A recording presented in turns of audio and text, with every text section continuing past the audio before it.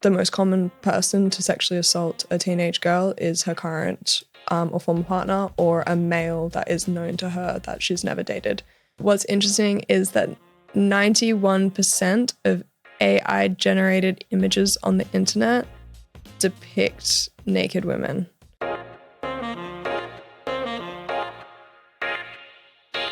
Chanel is the voice behind the Teach Us Consent movement.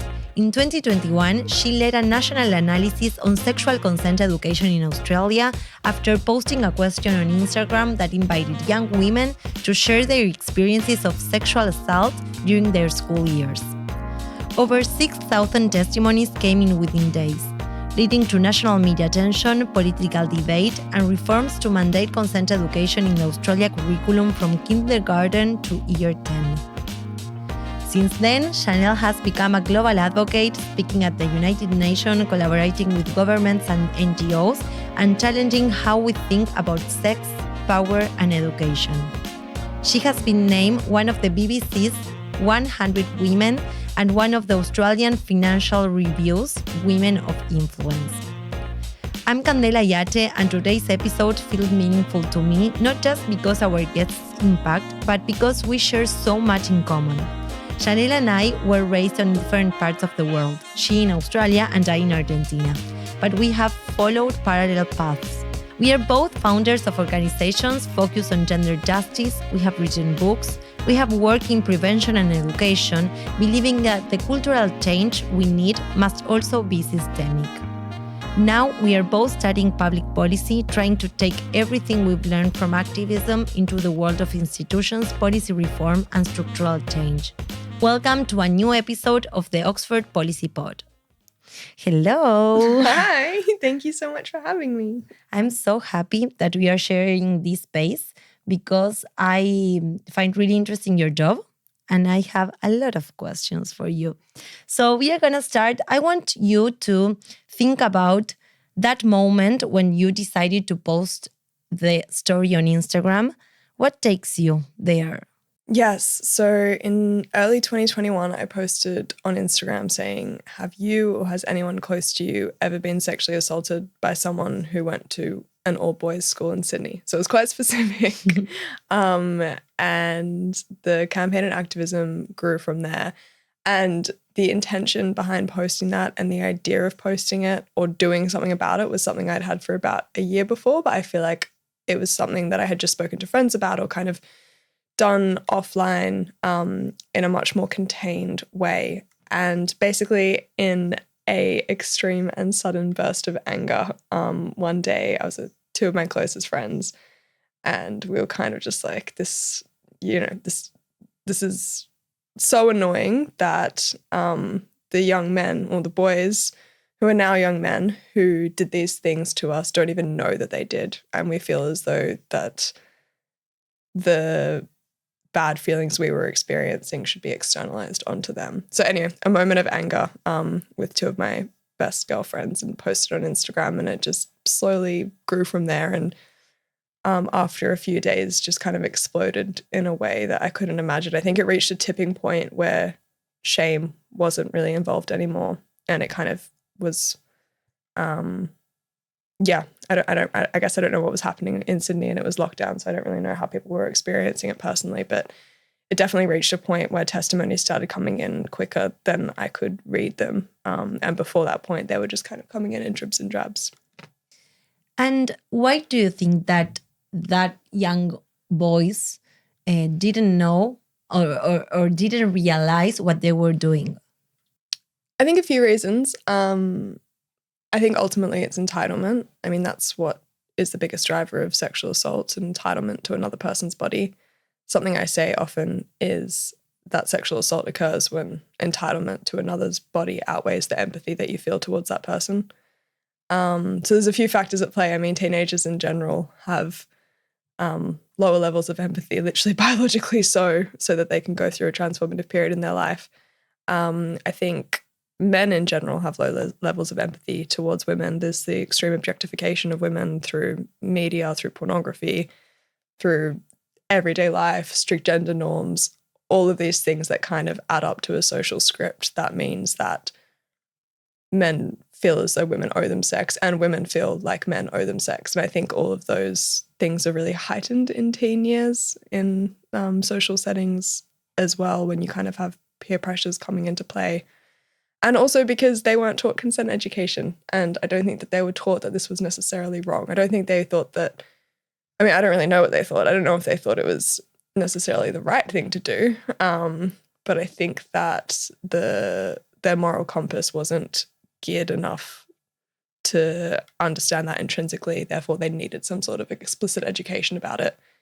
And they weren't provided that, which is a failure of the system. Because at the end of the day, with all these testimonies, we're pretty much talking about children, right? It's like children perpetrating against other children, which makes it a really hard and complex topic, which requires a lot of empathy for both perpetrators and victims, I feel. You're talking about testimonies and life experience, and I want to know what were the biggest challenges from translating those lived experience to public reforms? That's a great question. I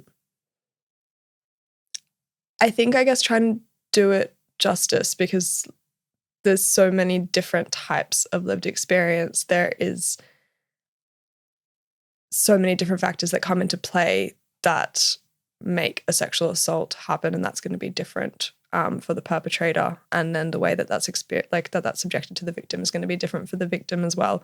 So I think trying to map together the biggest trends and the biggest drivers. So, for example, in young people, alcohol is a really big factor, influence, I should say, that is involved in these stories. And it's not directly correlated in the sense that the more drunk you are, the more likely you are to sexually assault someone, but it is definitely the idea that the places where sexual assault occurs and where, Sydney's a very sex segregated place. I'm not sure what it was like where you grew up, but we kind of went to like schools that girls went to this school, boys went to that school.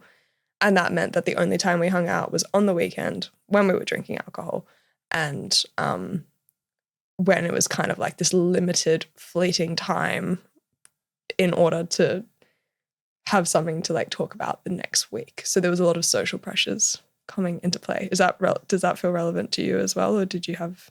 Like in Argentina, it's diverse because like there are schools for boys and for women, but also mixed. It depends on how religious also it's that school.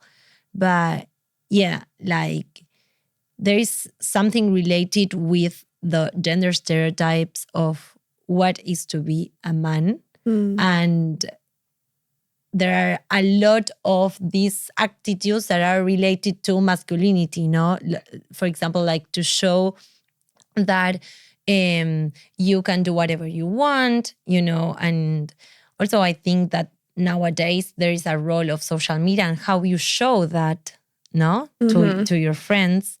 And yeah, I agree that it's also like those moments, Friday night, Saturday night, that then is the topic of the week. And sometimes the topic of the week is the body of someone. Yeah.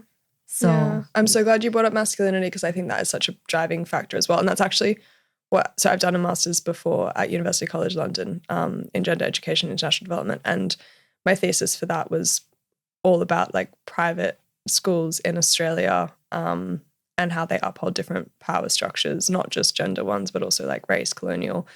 I won't get into it now, but anyway, and such a big part of that, and like how sexual assault is a manifestation of that because of all this like overlapping entitlement and power. And such a big part of that research was this idea of masculinity, and masculinity is bred and celebrated in all different parts, and the forms of masculinity that can lend itself to enabling and perpetrating sexual assault are unfortunately rampant, particularly in these like single sex schools where there's like those very strict gender norms. And I also think that that's such a driver that I think when it gets brought up, it can be quite off-putting to people, because they think that it's been like, oh, you're just like blaming men, you're saying masculinity is bad. But I think that the way it's being shown. And you collect those testimonies and the voice of young people, But I want to know how you bridge the gap between those young yeah, that was the people. question. With decision-making processes, you know, because there are a lot of public policies that are designed by adults, but then those policies influence to young people.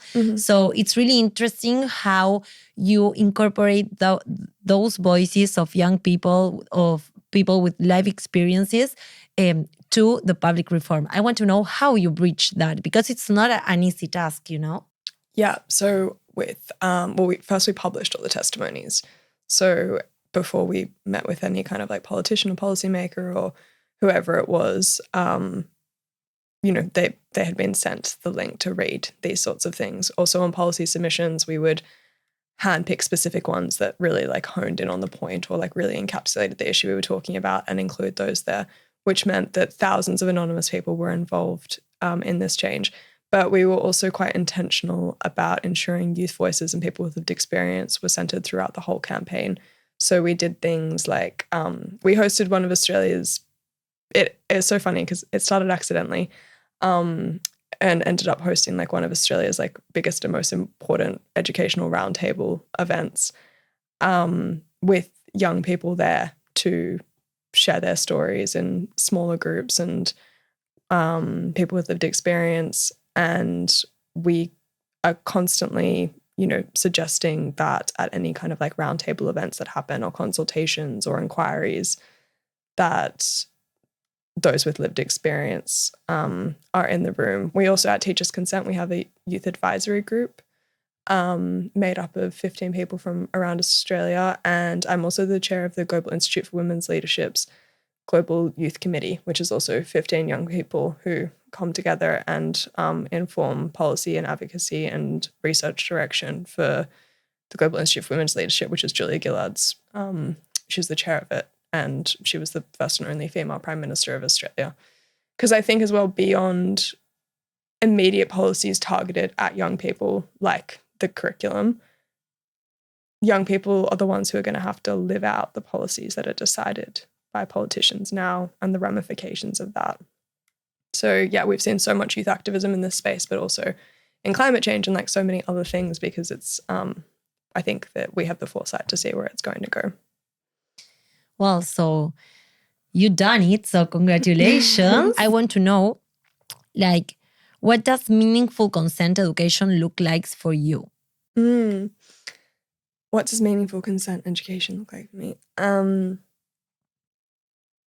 I think that the national curriculum is a minimum, and it's kind of like the bare minimum. It's for the people who can't rely on getting this sort of education at home or aren't being mimicked at home, is a big one. But I think the meaningful consent education for me is about teaching empathy in all its forms. And I don't know if you used to get taught this at school, but it was kind of like a mantra when we were younger to like treat others how you want to be treated. Did you? Yeah. And, you know, we literally get taught that in like kindergarten and year one. And, you know, that's about like not pulling each other's hair and tripping people over or whatever. But I think that consent education needs to be centered around treating other people how they want to be treated, because I think that there's a difference there, especially if we're talking about this stereotypical instance where sexual assault can occur, and then, you know, the very different socialization of the man and the woman in that situation and how someone may feel towards a sexual act or how someone might feel about a situation. And I think that, if we can put empathy at the heart of consent education and just thinking, how does this person feel about the situation?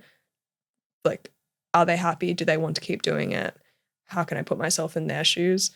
That would go so much beyond just preventing sexual violence. It would also prevent a lot of other issues in our society, like racism and, all forms of discrimination, hopefully. I want to talk more deeply about prevention, but first I want to know, okay, empathy is like the central part of consent.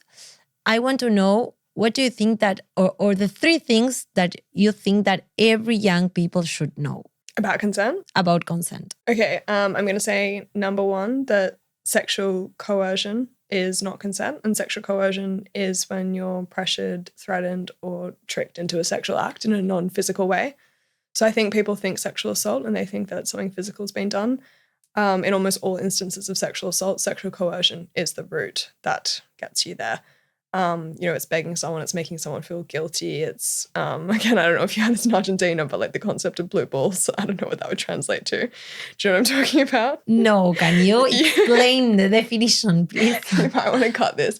It was such a phenomenon in Australia, and it was basically this idea that like if you got a guy aroused or excited or whatever, he would be in like physical pain if you didn't satisfy him of that. Do you know what I'm talking about? No? Okay, this has surprised you. Yeah, it was this whole thing. And it comes from, it technically is a medical issue. That's like very rare and infrequent and not life-threatening at all. But there was this whole narrative that like, basically like, if you get me hard and you don't make me orgasm, you've given me blue balls. And like one, that would be like embarrassing for the girl. Like people would talk about it. It'd be like, oh my God, she gave him blue balls. And two, you would think that like you're causing physical pain and discomfort. Whereas actually women experience the same sort of discomfort from like getting aroused and not reaching climax. And I think that's such a classic form of sexual coercion where it's almost like the whole of society is accidentally coercing you because everyone believes in this narrative. And I don't think that it's coming from a place of just like pure lies. I think that the sexual entitlement is so high that like a minor amount of discomfort amounts to being like, this is your responsibility to fix it. So yeah, anyway, I'm glad to hear you don't have that in Argentina, but it was it's such the first time that I listened that concept, and it's really interesting because it's like the whole narrative putting again the woman having to adapt to other necessities. Really interesting, like to think how the narrative also shaped societies and shaped attitudes. Yeah, and also the fact that like women are so socialized to make people feel comfortable and be helpful, and that like so plays into this idea of like, this is my responsibility to fix this, and like it would be mean of me not to. I've told like grown women about this, and they've been like, I only just found out that wasn't real.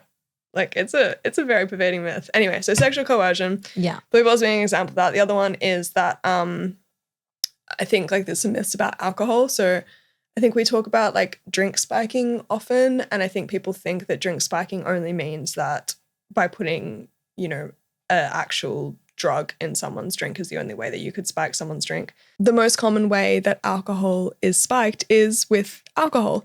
Or yeah, the most common way drinks are spiked with alcohol. So giving someone a double shot or a triple shot when they think that they're assuming that they're only drinking a single shot. And that, again, might not be out of like the worst intentions, but someone knows their limits and they know, I can have 4 single shots. And that's like, I can have 4 drinks and I'm fine or whatever. But they have 4 drinks and there's double shots in each of them. And I think that alcohol is often used as a way to, quote unquote, make people easier. And that's another example of sexual coercion. And the fact that people can't consent if they are intoxicated. And I think that's another really common one I hear in situations where, you go out on a date and, someone's being really polite and buying drinks, but again, they're filled with double or triple the alcohol that you're used to or expecting, and suddenly you're in a really compromising position where consent can't be given, and there's questions about what was the reason and motive behind giving the double shot. And then the third thing I'd say about consent or sexual assault is that it is most commonly perpetrated by someone you know. The highest demographic of perpetrators of sexual assault in Australia, at least, are 14 to 19-year-old males. And the most common person to sexually assault a teenage girl is her current or former partner, or a male that is known to her that she's never dated. So I think we have a lot of stereotypes about like stranger danger and about the types of people who can perpetrate this sort of violence, but we actually need to break all of them down, which means we also need to look at the policies to stop them, because it's, when you think of it like that, you start thinking about the ways that the law isn't geared to actually hold these sorts of instances to account that are actually happening to people. You know that what you were saying, we often think about how to like react to sexual violence, but it's not the main focus on prevention. So I want to know what we can do to prevent sexual violence, and also if you think that it's the best way to allocate resources, because if we prevent, we reduce a lot of other costs, no? Cost in health, cost, social interactions, but also in the public health system. Yeah, so Australia in recent years has been pretty world leading in the sense that it does really heavily focus on prevention now in a way that wasn't really common, I don't know, a decade ago or something. And that is through like a variety of layers in terms of, like early intervention and primary prevention and leading up until, more extreme people who are at more extreme risk of perpetrating violence. There's not like a super strong evidence base yet. And it can be confusing as well because there's differing not opinions. I'm trying to think how I want to say this. A lot of research that has been done on the effectiveness of consent education has usually been done on college students. And if the first time you're hearing about consent is when you're 18 years old, it's kind of too late. So it's quite hard to like measure these things. I personally think education is the best way that we can start preventing this scale of crime. But there is also, research to show that we can change attitudes much easier than we can change behaviors. And we can change attitudes of consent through this education and this sort of thing. But the behavior at the end of the day may very easily override the kind of like objective moral understanding of a situation. So I think that there is like a whole of community approach required to prevention. Again, consent education in the national curriculum is the absolute bare minimum, whereas we need kind of like parents to be stepping up and to be raising young people with empathy from a really young age. And the thing is, we know how to teach empathy because we teach it to our girls really, really well. And I think that just applying that same lens to our young boys could be really different. And it can be done in such simple ways. I read something recently which was so interesting, talking about how women read way more fiction than men do, and men tend to read non-fiction factual books way more. And that what's funny about that is that fiction is one of the best ways to develop empathy for another person.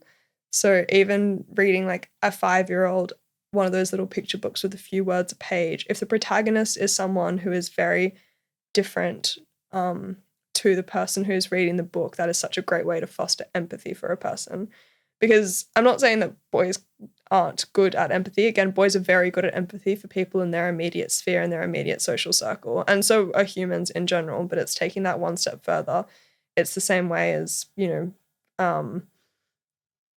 someone in a very privileged position might not have full empathy for a refugee. But if they've been reading firsthand accounts of an experience of a refugee, or if they're friends with someone who has a story that they can tell them and humanize it to them, that's going to change their perception on the world and also potentially the way that they vote or like their policy outcomes. So all of this to say, I think a really great way that anyone can be involved in prevention is the way that we raise our young people, and also the way that we go outside of our immediate spheres to see the perspectives of other people in order to develop that skill of putting ourselves in others' shoes. I love what you are pointing out, because in Bellamente we work on prevention, but on eating disorder prevention. And our main focus is to think different actors that contribute to this gender stereotype and body ideal, no? So for example, we work on advertisement that often reproduce these stereotypes. We work on education, also working on body image and the usage of social media and how that has an impact. But also, my first book was a novel, because I want that, exactly what you were describing. Like, I want teenagers to put to feel that they were represented with this main character of the novel and identify, and with this story try to shape the way they were like their relationship with their own bodies, but also with the bodies of the people that are next to them. So it's a really good strategy. In your book, because you recently published a book. Yeah, I want to read your book too, but is it in Spanish? No, it's in Spanish. Oh, no. I promise that the next one Translate it's gonna be in English also. Good. But there is a quote that I love it of this book: "Be ruthless with the system, but kind to people." And I love the word system, because sometimes when we talk about possible solutions for gender violence, we think about individual solutions rather than systemic solutions. So I really want to know your thoughts like behind this quote. Yeah, this quote was actually given to me. I think Michael Brooks said it originally, but I say it a lot now, so I'm sorry.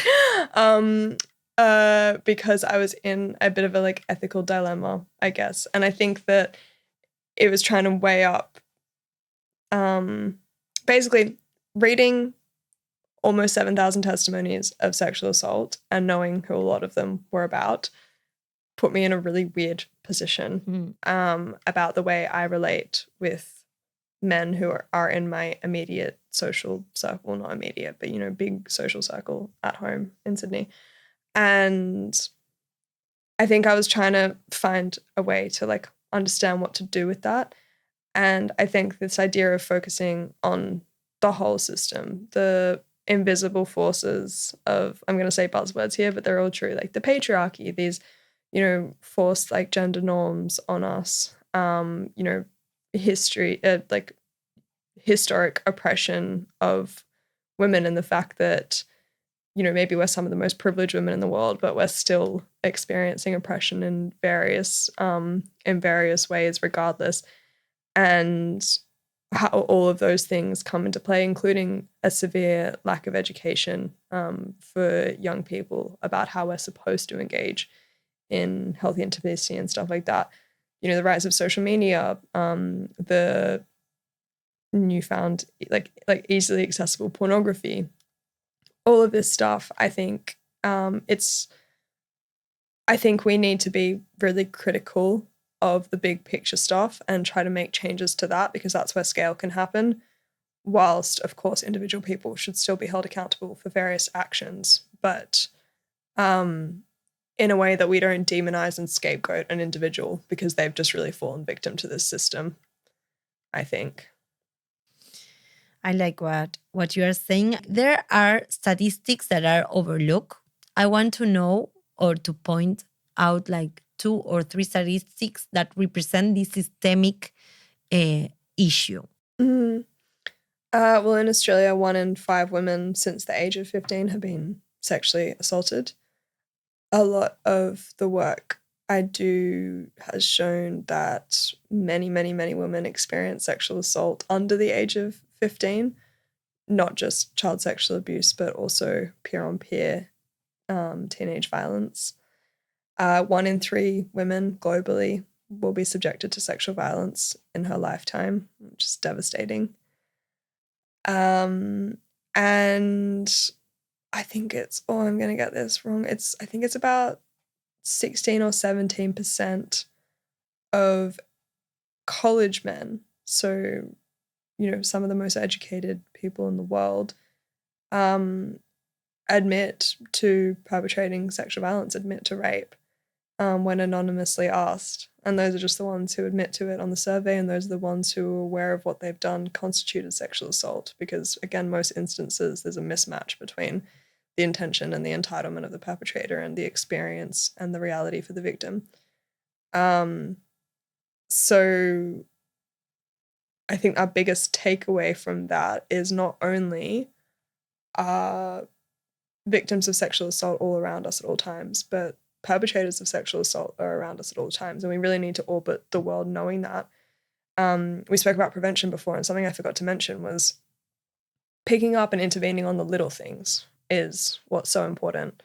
And this is another thing that's in my book, but you may have heard of it before. It's called like the rape culture pyramid. And it's the shape of a pyramid. And at the bottom layer of the pyramid are more, I guess, like quote unquote, minor or commonplace instances of sexual violence, like catcalling, locker room talk, like sexist jokes, those sorts of things.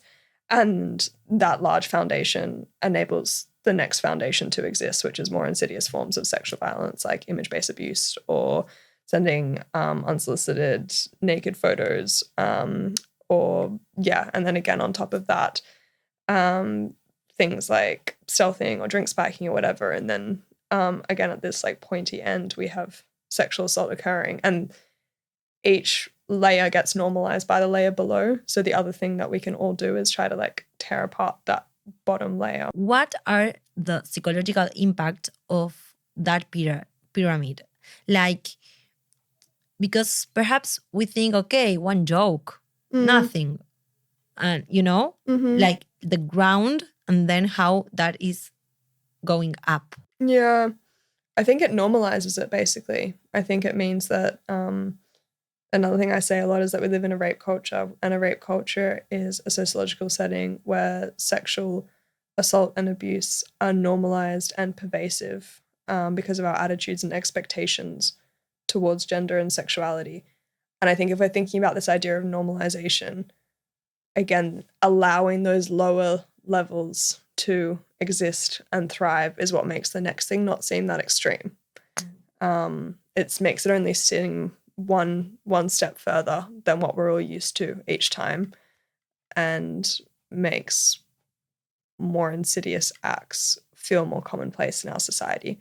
Whereas if it was completely unheard of to talk in a derogatory way towards women, if it was completely unheard of for someone to make a sexist joke about women, or to share a naked image, or like to do any of these things, then those more extreme acts would look so out of place and would be much more quickly identified as not okay. Wow. Too many things to think about. Nowadays, the consumption of technology is increasing, and I want to know how technology is shaping sexual violence, for better or for worse. It's a really good question, and my MPP answer is that like we're not fully sure, basically. I'm thinking quite specifically about pornography, because I think that's kind of like the biggest, like most obvious factor. And it's really hard to fully understand the impacts that pornography has on our psyche and our relationship with self and others and sex, mainly because they've never been able to find a control group significant enough, because they've never been able to find that many men who have never seen pornography in their life, which is crazy. But also because the way that pornography is consumed and is accessible is changing at a rapid rate. My brothers are a few years older than me. The way that pornography would have existed for them is completely different to how commonplace it was and how accessible it was for my age group, because, we were the first to have laptops, and then imagine young people now being the first to have smartphones. What I do know is that the average age of first access of pornography is getting to as low as about 11 years old, and in some places even 9 years old. I think it's an interesting one, and I think that instinctively we must know that this is having a large impact, purely on the basis that humans aren't supposed to watch that many people have sex in their life. And again, that like dopamine hit and addictiveness and all those things is also shaping the reality of intimacy for young people, in the sense that young people are having sex less frequently nowadays, because they're kind of isolated through the way that they're using technology, not just pornography, but probably social media and stuff as well. But yeah, how do you, you do a lot of work on socials and body image and stuff like that. So do you have any thoughts on? Yeah, you know that in Argentina, we have a law of sexual education that it's mandatory in all schools of the country, but there is not a good implementation. This is my point of view. No, it's not well implemented because it's really difficult. There are a lot of resistance, for example, because of religion or more conservative institutions. And one thing that is very important for me is that when the law was approved in 2006, the law didn't contemplate the digital interactions or the digital sexual interactions that nowadays are very common.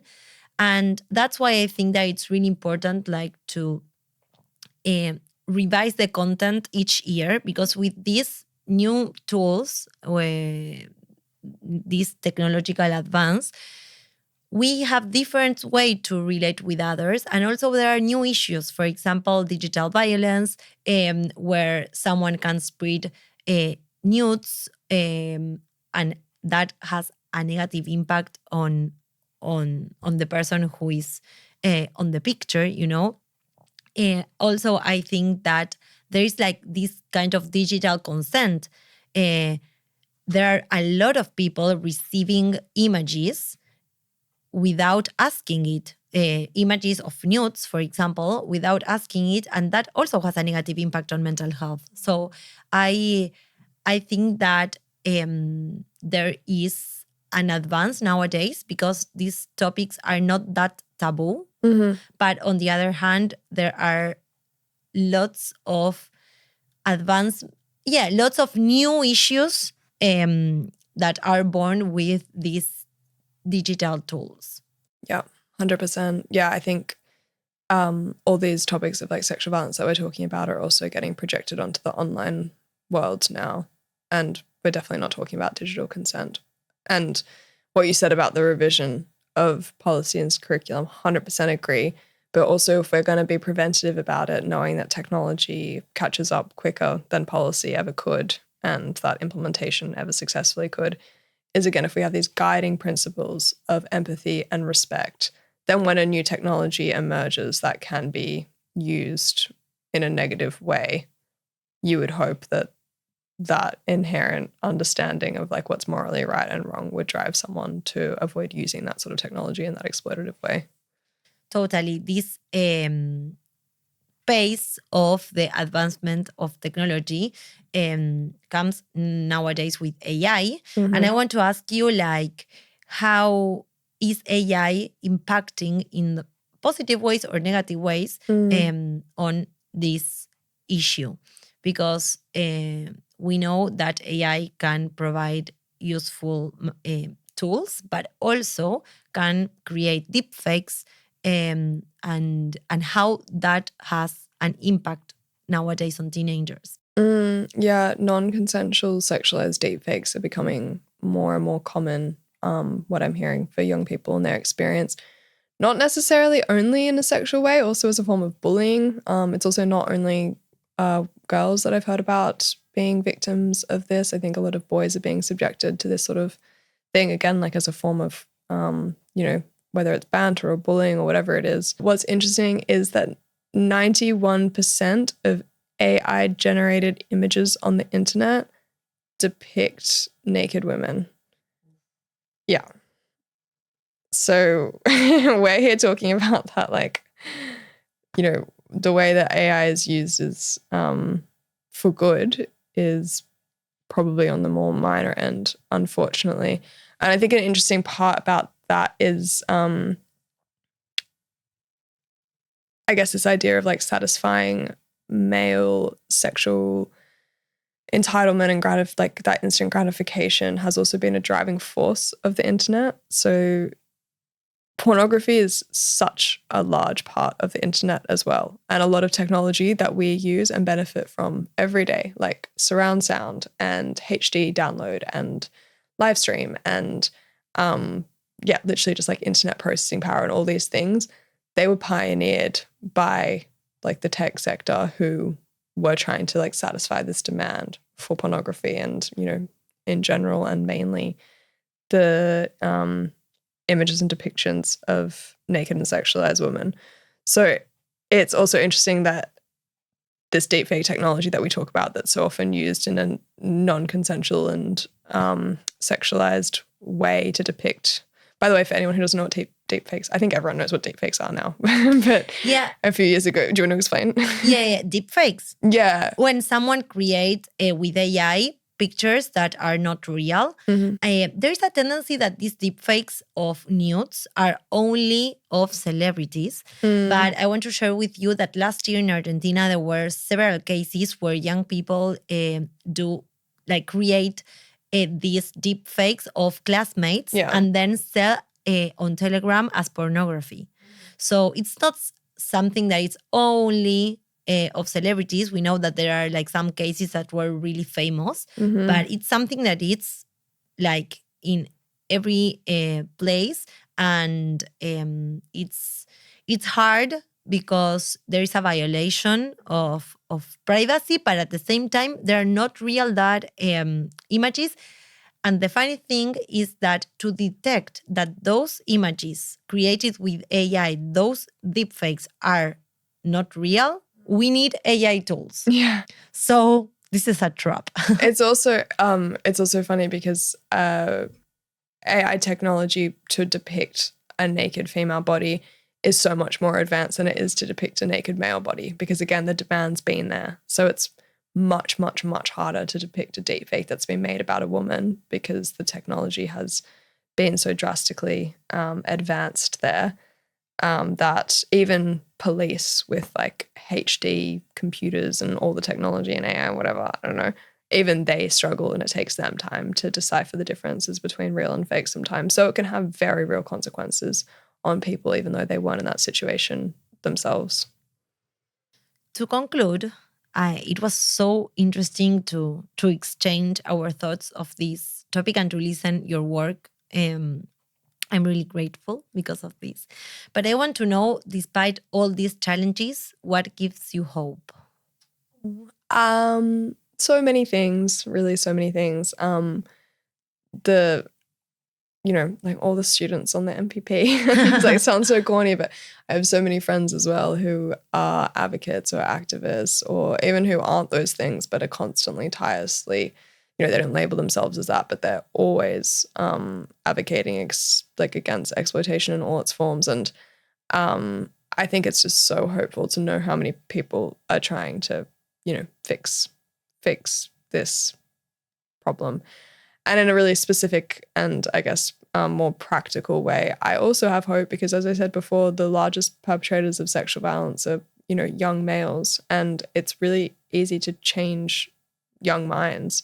And the driving force of most sexual violence is not malice. It is not intent to cause harm. It is sexual entitlement, desire for instant gratification, and a lack of empathy. And those are all really fixable things. And I'm really confident that we will fix them with the next generation of parents, with new curriculums, with continued focus and, more education and less taboo around this topic. Thank you. Thank you so much for having me. Oh, what's it?